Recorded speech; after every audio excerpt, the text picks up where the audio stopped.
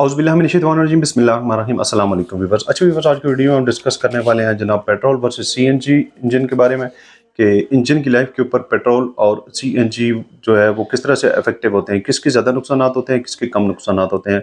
CNG engine वाली गाड़ी आपके लिए बेहतर रहेगी या पेट्रोल इंजन वाली गाड़ी आपके लिए बेहतर रहेगी। सीएनजी इंजन वाली गाड़ी ज़्यादा पावर प्रोड्यूस करती है या पेट्रोल इंजन वाली गाड़ी ज़्यादा पावर प्रोड्यूस करती है। सीएनजी जो है उससे गाड़ी की मेंटेनेंस की कॉस्ट ज़्यादा निकलती है या पेट्रोल से ज़्यादा निकलती है। ये तमाम तर चीज़ें आज की वीडियो में डिस्कस करेंगे। तो वीडियो शुरू करने से पहले अगर अभी तक आप लोगों ने हमारा चैनल सब्सक्राइब नहीं किया तो चैनल को सब्सक्राइब करने के बाद बेल के आइकन को प्रेस करना मत भूलिएगा। उससे होगा ये कि हर नई आने वाली इन्फॉर्मेटिव वीडियो का नोटिफिकेशन आपके मोबाइल फ़ोन पे मिलता रहेगा। तो व्यूअर्स, बेसिकली पेट्रोल और इंजन बेसिकली दोनों ईंधन के तौर पे इस्तेमाल किए जाते हैं इंजन को चलाने के लिए। अगर इनकी कॉस्ट को देखा जाए तो पेट्रोल जो है वो एक्सपेंसिव होता है, महंगा होता है बनिस्बत सीएनजी के। लेकिन अगर इसकी अल्टरनेटिव साइड देखी जाए तो पेट्रोल जो है वो ज़्यादा पावर प्रोड्यूस करता है बनिस्बत सीएनजी के।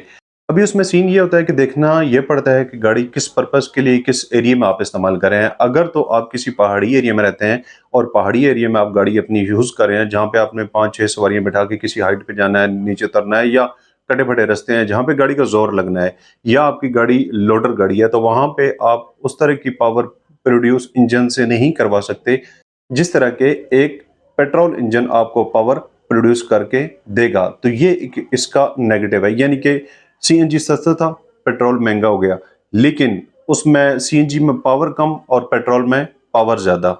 और इसके बाद एक और बहुत बड़ा नेगेटिव पॉइंट, प्रॉब्लम और टाइम वेस्टेज जिसमें आता है वो ये है कि अगर आपने सीएनजी गाड़ी रखी हुई है और आप लॉन्ग रूट पे जाना चाह रहे हैं या लॉन्ग रूट पे जा रहे हैं, तो वहाँ वहाँ पे आपको एक बहुत बड़ी मुश्किलात जो सामने आ सकती है वो ये है कि जनाब आपकी गाड़ी को सीएनजी जो है वो जगह जगह पे मैसर नहीं होगा।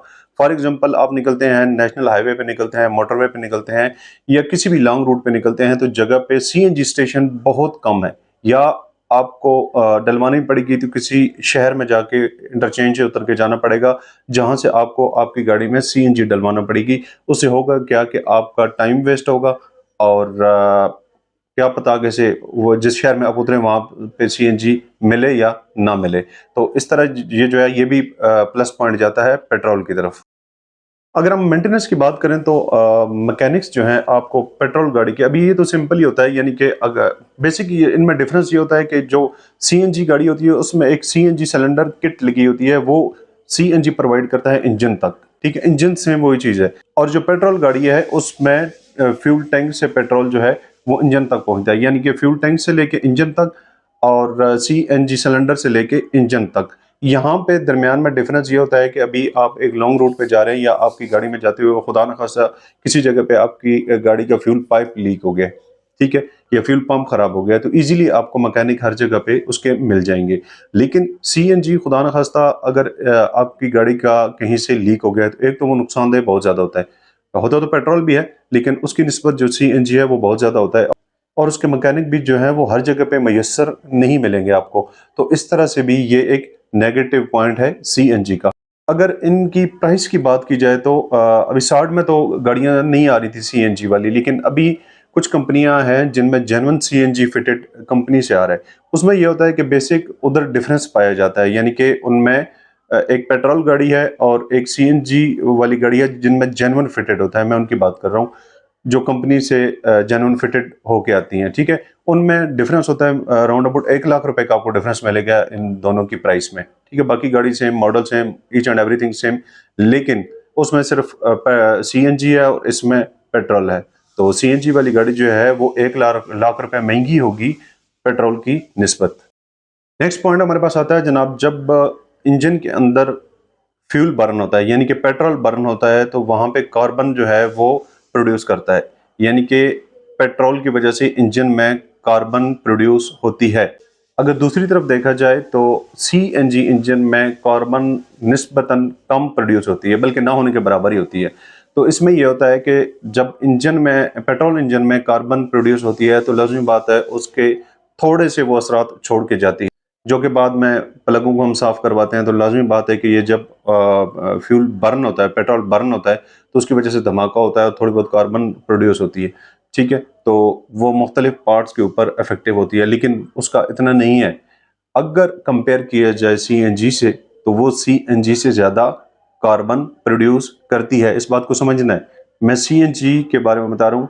नेक्स्ट पॉइंट हमारे पास आता है जनाब स्पेस का। अगर स्पेस की बात की जाए तो लाजमी बात है, जब एक पेट्रोल गाड़ी में उसका फ्यूल टैंक जो है वो आउटर साइड पे यानी कि नीचे सस्पेंशन के साथ एडजस्ट हुआ होता है, तो उसने कोई स्पेस नहीं लेनी।